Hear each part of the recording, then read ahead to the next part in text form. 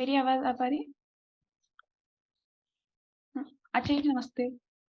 हाँ, मेरा सवाल ये है कि हर कोई जो कुछ भी कर रहा है, उसके हिसाब से वो सही है। तो फिर हम असल में पता कैसे करें कि क्या सही है? कि कोई विधि नहीं होती, इसके लिए ईमानदारी होती है बस। मैं कैसे पता करूं कि मेरे पाँव में दर्द हो रहा है? दर्द तो हो ही रहा है। मान लो, मान लो। विधि चाहिए होती है किसी ऐसी चीज तक पहुंचने के लिए जो दूर की है, किसी ऐसे काम को साधने के लिए जो कठिन है। आप कहाँ बैठी हैं अभी? मैं अपने कमरे में आपको आपके कमरे तक अभी पहुंचाना चाहता हूं। क्या विधि बताऊं? मैं वहाँ पे पहले से ही हूँ, तो तो इसीलिए किसी काफ़ी विधि की कोई जरूरत नहीं है। विधि विधि की हजार बार बात करके हम अपने आप को आश्वस्त कर लेते हैं कि काम कठिन है, मंजिल दूर है। विधि बताओ, मार्ग बताओ, युक्ति बताओ। मैं जहां बैठा हूं वहीं तक पहुंचने का मार्ग बताएं गुरुवर। 50 साल से प्रयत्न कर रहा हूं, पर यह उपक्रम इतना कठिन है। तुम 50 साल से बस खुद को धोखा दे रहे हो, ठीक? तो विधि एक ही है, धोखा मत दो, माने ईमानदारी। आप कह रहे हैं हर आदमी को अपनी ही स्थिति ठीक लगती है, अपनी ही बात, अपनी मान्यता, अपना मत। तुम जो कर रहे हो वो करने का फल भी तो तत्काल भोग रहे हो ना। जो तुम बने बैठे हो वही करता है, जो करता है वही भोगता है। समीकरण बिल्कुल साफ है, ए बराबर बी बराबर सी। अहम बराबर करता, करता बराबर भोक्ता, तो अहम बराबर भोक्ता। अहम ही करता होता है और करता ही तो अहम ही भोक्ता होता है। तो ये जो भोग रहे हो दुनिया भर के दुख, ये भी तो तुम ही भोग रहे हो।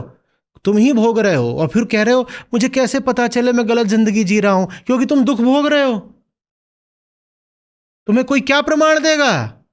लेकिन 100 प्रमाण दे दो, मानना नहीं है। फिर वही कहावत, मार जाइत है लजाइत नहीं। जिंदगी पग पग पर और पल पल पर तो प्रमाण देती है कि गलत जी रहे हो। रोज तो पिट रहे हो, करने कुछ निकलते हो कुछ और जाता है। किसी चीज को कुछ समझते हो, वो कुछ और निकलती है। ऐसा प्रतिदिन होता है कि नहीं? लिखो आज दिन में कितनी बार धोखे खाए, लिखो सब। और जो जरा भी ईमानदार होगा उसकी सूची खत्म होने को ही नहीं आएगी। 100, 200, 800, 1000 वो चलती ही जाएगी। एक एक पल में 10-10 बार धोखे खाते हो और फिर कह रहे हो हमें कैसे पता चले हम गलत जिंदगी जी रहे हैं? और धोखे खा रहे हो तो दर्द भी तो हो रहा होगा ना, इंसान के बच्चे हो। अपने ही दर्द के प्रति असंवेदनशील हो गए हो तो कोई क्या करे? विधि नहीं चाहिए, ईमानदारी चाहिए। ईमानदारी में किसी और के सामने जाके गुनाह नहीं कबूलना है। ईमानदारी का मतलब है कह दो ऐसे नहीं जीना। मनुष्य हूं, एक जीवन है, अरे जरा डट के जिएंगे।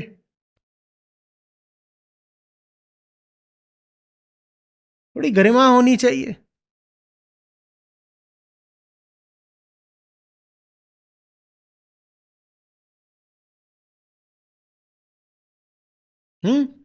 ये रीढ़ है, प्लास्टिक थोड़ी ही है, न रबर बैंड है। तनी हुई होनी चाहिए। ये मुंह है, आम थोड़ी है कि किसी ने चूस लिया है। आप लोग काट के खाते हो शायद, चूस के खाओ। आम को चूसो ऐसे, और चूसने के बाद जो बचे उसको देखो, वो आईना है, वो हमारा मुंह है। कोई रस नहीं, कोई गौरव नहीं, कोई गूदा नहीं, कोई मिठास नहीं, चूसे हुए हैं, जीवन ने चूस रखा है। और फिर पूछ रहे हो हमें पता कैसे चले कि जिंदगी गलत है? क्योंकि तुम्हारे पास बस गुठली है और छिलका। छिलका माने खाल, और गुठली माने पाषाण हृदय। दिल है जो धड़कता नहीं, आम की गुठली जैसा हो गया, मरेला, सख्त। और बाहर बस खाली खाल है, उसी को दिन रात लीप लो पोत लो। और कुछ है रस?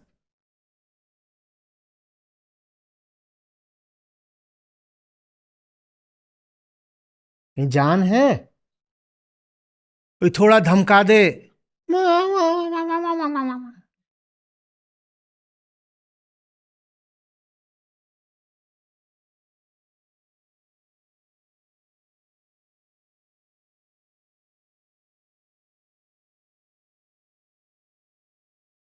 खास तौर पे अगर कोई सही काम करने निकले हो और वहां तो कोई धमका दे तो बिल्कुल।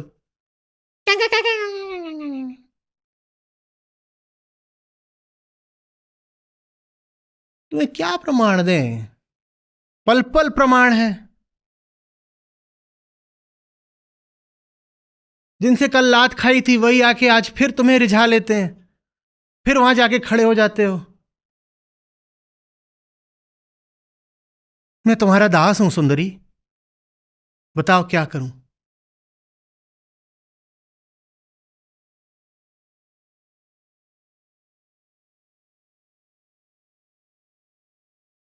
कल ही चाटा खाए थे, अभी तक क्या नक्शा छपा हुआ है?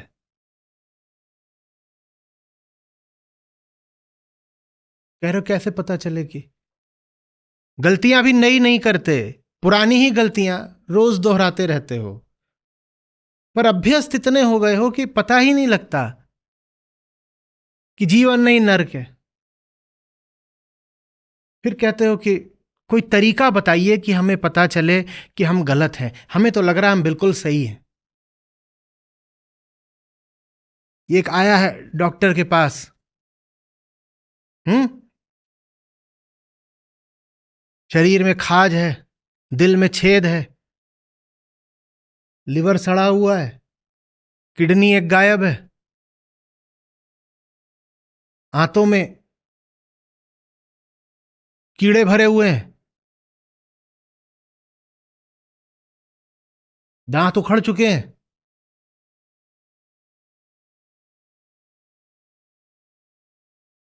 वो आया भी नहीं डॉक्टर के पास, डॉक्टर उसको कहीं दिख गया चलते हुए, तो डॉक्टर से कह रहा है, hey doc, how do I know whether I am fully healthy और is there a minor problem? तो क्या जवाब दे?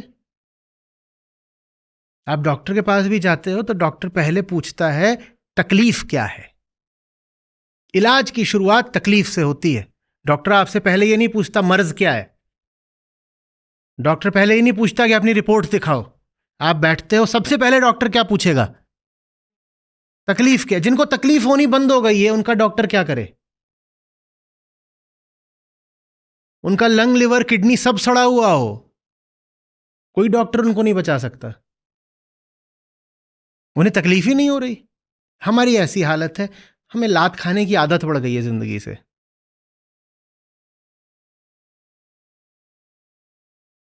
और अगर आप थोड़ा पढ़ेंगे तो आप पाएंगे ये बहुत एक सामान्य व्यवहार होता है प्रकृति में। प्रकृति ने आपको गरिमा पूर्ण जीवन जीने को नहीं पैदा करा है। गरिमा जैसी चीज प्रकृति में नहीं पाई जाती। प्रकृति ने आपको पैदा करा है बस बच्चे जनने को। गरिमा के लिए नहीं पैदा हुए हो आप, संभोग के लिए पैदा हुए हो। आपने देखा है कि जैसे ही आपके जो उर्वर वर्ष हैं, रिप्रोडक्टिव ईयर्स, वो पूरे होते हैं आपको बीमारियां लगनी शुरू हो जाती हैं, आपने देखा है। कैंसर 45 साल के बाद होता है, मुश्किल है कि जवान आदमी को हो।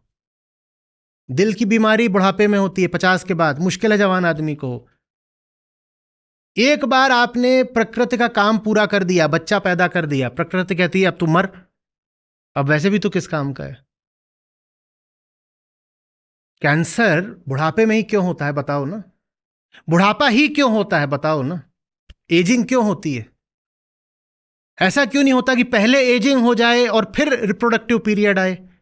पहले रिप्रोडक्टिव पीरियड आता है, उसके बाद एजिंग होती है। ये सीधा सीधा तुक दिखाई नहीं दे रहा है कि प्रकृति ने तुम्हें किस लिए पैदा करा है।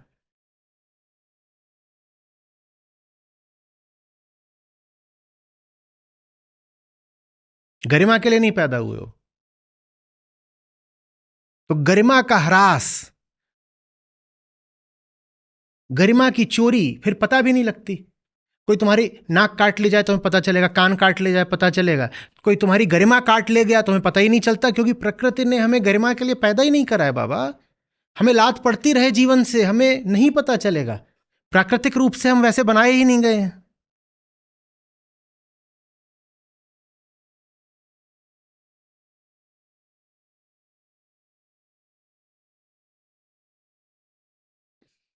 पर हां, चेतना है। वो चेतना अगर स्वयं पे ध्यान दे तो अपनी दुर्दशा पता चल जाती है। फिर आप नहीं पूछते हो कि मुझे कैसे पता चले कि मेरी जिंदगी ठीक है कि नहीं। ध्यान दो ना जीवन पे, और थोड़ा बुरा माना करो, अफसोस होना चाहिए। सत्य के सामने निर्लज्ज हुआ जाता है, माया के सामने थोड़ी। जितनी बार लात खाते हो उतनी बार थोड़ी तो लाज आनी चाहिए ना। डॉक्टर पूछ रहा है क्या तकलीफ है, वो कह रहा है मैं तकलीफ का अनुभव कैसे करूं, कोई विधि बताइए। डॉक्टर भाग जाएगा। तकलीफ का अनुभव कैसे करूं, कोई विधि बताइए। क्या विधि हो सकती है। फिर तो एक ही विधि है, थोड़ा उनकी संगत किया करो जो सचमुच स्वस्थ हैं। उनके साथ चलोगे दौड़ोगे, दिखाई देगा वो दौड़ जाते हैं, तुम नहीं दौड़ पाते, तो शायद थोड़ा कौंधे कि मैं अस्वस्थ हूं, देखो वो दौड़ गया मैं दौड़ नहीं पा रहा हूं। संगत कर लो अच्छों की। पर उसमें भी खतरा है। उसमें खतरा यह है कि जो दौड़ गया तुम कह सकते हो इसको दौड़ने की बीमारी है, मैं तो स्वस्थ हूं। इसको दौड़ने की बीमारी है, मैं स्वस्थ हूं। H.G. वेल्स की a country of the blind, उसमें नूनेज नाम का पात्र है। वो अंधों के देश में पहुंच जाता है, ऐसे देश में जहां पीढ़ियों से अंधे ही होते थे सब। वो उसको पकड़ लेते हैं, कहते हैं बहकी बहकी बातें कर रहा है। बोलता है रंग होते हैं, प्रकाश होता है, न जाने कैसी बहकी बहकी बातें कर रहा है। तो वो अपने अंधे चिकित्सक को बुलाते हैं, वो बोलता है मैं जरा इसका परीक्षण करूंगा, ये ऐसी बहकी बातें। तो उसका ऐसे खोपड़ा टटोलता है, बोलता है अरे ये इसके दो फोड़े निकले हुए ना, इसी के मारे तो ये पगला गया है। वो कहता है इसके ये जो दो फोड़े हैं ये मैं निकाले देता हूं, फिर ये बहकी बातें नहीं करेगा। वो तैयार भी हो जाता है, क्योंकि वहां एक लड़की मिल गई होती है, उससे बोलती है कि मैं तुम्हारी हो सकती हूँ दिलबर, बस तुम मेरे जैसे हो जाओ। मैं भी अंधी, मेरा भाई भी अंधा, मेरा बाप भी अंधा, मेरा देश भी अंधा, तुम भी अंधे हो जाओ, उसके बाद हम दोनों एक हो जाएंगे। उन्होंने उसको जेल में डाल दिया होता है नूनेज को। वो बोलती है मैं तुम्हें जेल से भी निकलवा दूंगी, हम दोनों बढ़िया सा घोंसला बनाएंगे, अंडे देंगे। वो तैयार भी हो जाता है, बोलता है आंख ही तो गंवानी है, लड़की मस्त है। सुबह सुबह एक दिन उसकी फिर सर्जरी होनी होती है। वो उठता है बिल्कुल तैयार, कहता है लड़की के लिए अगर अब मुझे सब कुछ खोना भी पड़ रहा है तो क्या फर्क पड़ता है, वो तो मिल गई ना, बाकी सब गंवा दिया। सुबह सुबह उठता है, आज उसकी सर्जरी होनी है, पर सुबह उठता है तो बाहर देखता है तो तितलियां नाच रही होती हैं और आकाश में इंद्रधनुष खिला होता है। कुछ उसको हो जाता है, जैसे प्रकृति ने कोई संदेश दे दिया। वो किसी कदर अपना दरवाजा खुलवाता है और फिर सरपट भागता है, भागता है, भागता ही चला जाता है, उस देश से बाहर निकल जाता है।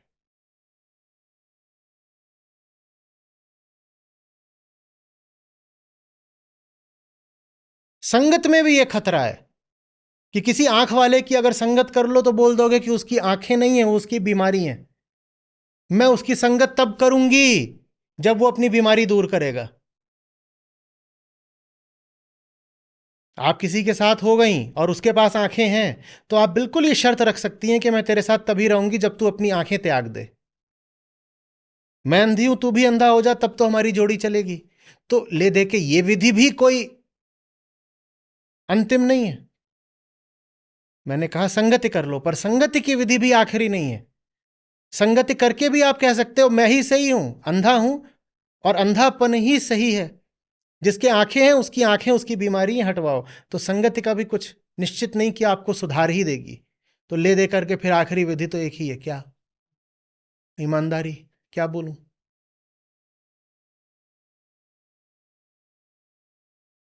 बड़ी अच्छी उसमें पंक्ति आती है। जब नूनस वहां पहुंचता है अंधों के देश में, तो खुश हो जाता है। वो बोलता है ये सब अंधे हैं। बोलता है in the country of the blind the one eyed man is the king. अरे यहां तो किसके एक आंख भी हो तो राजा हो जाएगा, मेरे दो दो आंख हैं। उसने अभी मन के सिद्धांतों को समझा नहीं। In the country of the blind the ones with eyes are a threat, they are blinded, they don't become kings, they are taken prisoners. ये बहुत गलत लोकोक्ति है कि अंधों के बीच काणा राजा। नहीं नहीं नहीं नहीं, अंधों के बीच तो अंधा ही राजा होगा। अंधों के बीच अगर काना पहुंच गया तो उसकी एक आंख भी निकाल ले जाएगी, और अगर दो आंख वाला पहुंच गया तो उसको तो जेल में डाल देंगे, गर्दन काट देंगे।